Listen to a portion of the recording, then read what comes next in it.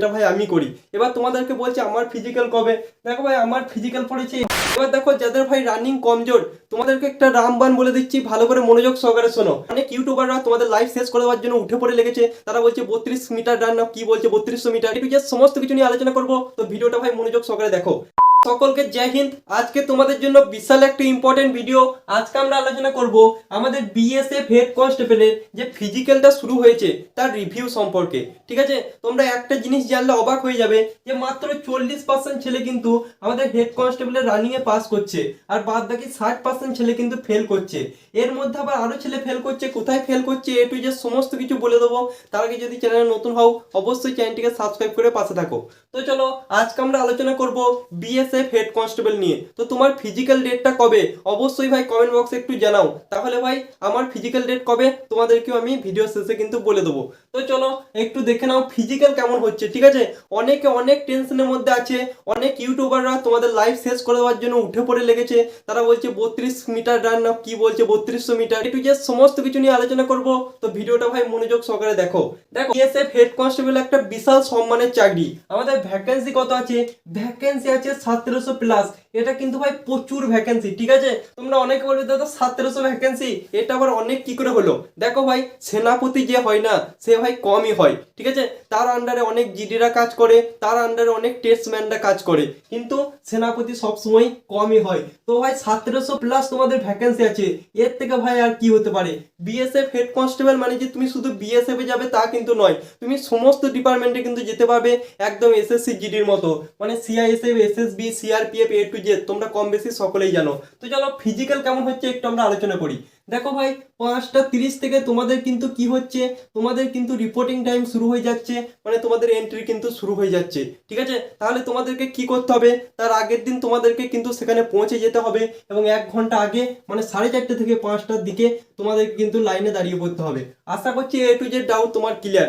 এবার দেখো যাদের ভাই রানিং কমজোর তোমাদেরকে একটা রামবান বলে দিচ্ছি, ভালো করে মনোযোগ সহকারে শোনো। দেখো আমাদের কিন্তু রানিং এর ফার্স্ট ব্যাচ শুরু হচ্ছে 7:30 থেকে 8টার দিকে। ঠিক আছে, আর এখনকার যে দিন ভাই, তুমি যদি ফার্স্ট ব্যাচে রান না করো তোমার পক্ষে কিন্তু রানিং কমপ্লিট করা অতটাও সহজ নয়। যাদের ভাই রানিং কমজোর আমি তাদের কথা বলছি। যারা ভাই টাট্টু ঘোড়া আছে ভাই যখন রান করতে দেবে তখন ভাই এক্সেলেন্ট মেরে দেবে, তাদের কথা বলছি না। যাদের ভাই রানিং কমজোর, ঠিক আছে, তোমরা ভাই ফার্স্ট গ্রুপে রান করার চেষ্টা করবে। ঠিক আছে, তার জন্য তোমাদেরকে কি করতে হবে, অনেক আগে থেকে কিন্তু লাইনে দাঁড়াতে হবে। আশা করছি তোমাদের ফার্স্ট ডাউট ক্লিয়ার। এবার দেখো রিপোর্টিং হওয়ার পর তোমাদের ডকুমেন্ট কি কি লাগছে। প্রথম ডকুমেন্ট যেটা লাগছে সেটা হচ্ছে আধার কার্ড, প্যান কার্ড বা ভোটার কার্ড, মানে হচ্ছে আইডেন্টি প্রুফ। ঠিক আছে, এবং 2 নাম্বার যেটা লাগছে সেটা হচ্ছে তোমাদের অ্যাডমিট কার্ড। বিএসএফ এর তরফ থেকে তোমাদেরকে যে অ্যাডমিট কার্ডটা দিয়েছে সেটার কিন্তু প্রিন্ট আউট কিন্তু লাগছে। এবার অনেকে বলবে সাদা কালো করবে না কালার করবে, তোমার যেটা ইচ্ছা সেটা করো, কিন্তু তোমাকে অরিজিনাল ওটাকে কিন্তু লাগবে। ঠিক আছে, এই দুটো থাকলেই তোমার সমস্ত কিছু কমপ্লিট হয়ে যাবে। এবার অনেকে বলছে দাদা আর কিছু ডকুমেন্ট কি নিয়ে যাবো। দেখো ভাই তোমার যে ফাইলটা আছে না সেটার কিন্তু ভাই 100 কেজি ওজন নয়। ঠিক আছে, ব্যাগের মধ্যে সব সময় কিন্তু সেটাকে নিয়ে যাবে, আর সমস্ত ডকুমেন্ট কিন্তু এই ফাইলের মধ্যে নিয়ে যাবে। ঠিক আছে, ফালতু রিস্ক নিয়ে কোনো লাভ নেই। মনে করো তোমার আধার কার্ডের সঙ্গে তোমার নাম মিলছে না, তখন মনে করো তোমাকে মাধ্যমিকের অ্যাডমিট কার্ডটা চাইলো, তোমার মনে করো নাই, তাহলে ভাই তোমাকে সেখান থেকে বাদ দিয়ে দিল, সেটার দায়িত্ব কিন্তু সম্পূর্ণ তোমার। তো সকলকে বলছি তোমার সমস্ত যে যে ডকুমেন্টগুলো আছে সমস্ত ডকুমেন্টের ফাইলটা কিন্তু নিয়ে যাবে। তার সঙ্গে সঙ্গে যেটা লাগছে সেটা হচ্ছে আধার কার্ড, আর একটা হচ্ছে তোমাদের অ্যাডমিট কার্ডটা। আশা করছি ডকুমেন্ট নিয়ে আর তোমাদের কোনো ডাউট নেই। তারপর ডকুমেন্ট ভেরিফিকেশন হয়ে যাচ্ছে, তারপর তোমাদেরকে কিন্তু রানিং ট্র্যাকে নিয়ে চলে যাচ্ছে। আমাদের রানিং কত, আমাদের রানিং হচ্ছে 1600 মিটার। অনেকে বলছে 3200 মিটার ইত্যাদি, আমি সেসব নিয়ে কথা বলছি, একটু মনোযোগ সহকারে শোনো। দেখো বিএসএফ হেড কনস্টেবলে তোমরা যদি অ্যাপ্লিকেশন করে থাকো তোমাদের রানিং হচ্ছে 1600 মিটার। ঠিক আছে, উল্টো পাল্টা কথায় কান দিও না, তোমাদের লাইফ কিন্তু পুরোপুরি শেষ হয়ে যাবে। 1600 মিটারের জন্য টাইম কত, 6 মিনিট 30 সেকেন্ড। ঠিক আছে, 6 মিনিট 30 সেকেন্ডের মধ্যে তুমি যদি 1600 মিটার রান কমপ্লিট করতে পারো, ঠিক আছে, তাহলে তুমি 17 মিনিটের মধ্যে হাসতে হাসতে ভাই 3200 মিটার রান কিন্তু তুমি কমপ্লিট করে ফেলাবে। ঠিক আছে, তাহলে তোমরা এই যে 3200 মিটার রানিং এটাকে নিয়ে একদম টেনশন ভাই করো না। তোমরা সকলে ভাই 1600 মিটারের জন্য প্রিপারেশন নাও। আর তোমাদেরকে একটা কথা বলছি, 3200 মিটার রান সকলের জন্য নয়, তোমাদের রান কিন্তু ভাই 1600 মিটারই হবে। তোমরা যদি বিএসএফ হেড কনস্টেবলে অ্যাপ্লিকেশন করে থাকো তোমাদের রান হবে 1600 মিটার। ঠিক আছে, আর মনে করো বাই চান্স তুমি অন্য কিছুতে অ্যাপ্লিকেশন করে ফেলেছো, তোমার রান মনে করো 3200 মিটার হচ্ছে, তাহলে ভাই টেনশনের কোনো কারণ নেই ভাই।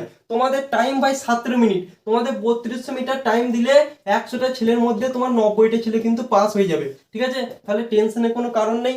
6.5 মিনিট প্রিপারেশন করো। তোমাদের যদি বাই চান্স ভাই 3200 মিটার দিয়েও দেয়, তোমরা কিন্তু হাসতে হাসতে কিন্তু পাস করে যাবে। কিন্তু একটা জিনিস মাথার মধ্যে বার করে নাও, তোমাদের কিন্তু 3200 মিটার রান হবে না, তোমাদের রান কিন্তু হবে 1600 মিটার। ঠিক আছে, আশা করছি রানিং নিয়ে আর কোনো ডাউট নেই। তারপর রানিং হয়ে যাওয়ার পর তোমাদের হাইট, তারপরে হচ্ছে চেস্ট, তারপরে হচ্ছে তোমাদের ওয়েট। ঠিক আছে, হাইট হচ্ছে 165 সেন্টিমিটার, চেস্ট হচ্ছে নর্মাল 77 5 সেন্টিমিটার ফোলাতে হবে। তারপরে হচ্ছে ওয়েট তোমার কোনো কিছু দেখছে না, 50 কেজি হলেই কিন্তু হয়ে যাবে। ঠিক আছে, আশা করছি বিএসএফ হেড কনস্টেবল নিয়ে তোমাদের আর কোনো ডাউট নেই। দেখো ভাই, টেনশন ফ্রি থাকো।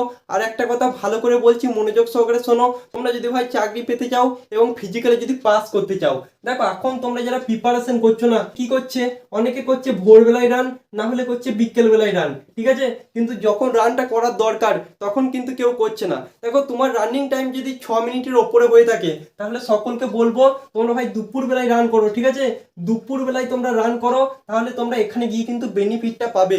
আশা করছি তোমাদের এ টু জেড ডাউট ক্লিয়ার। তোমরা ভাই রানিং একটু কমজোর আছো, তোমাদের সকলকে বলছি তোমরা দুপুর বেলায় রানটা প্র্যাকটিস করো, তাহলে এখানে গিয়ে তোমাদের কোনো রকম অসুবিধা কিন্তু হবে না। তোমরা যদি বিকেলে বা ভোরবেলায় রানিং করো, তাহলে কিন্তু ভাই এখানে গিয়ে প্রবলেমের মধ্যে পড়বে।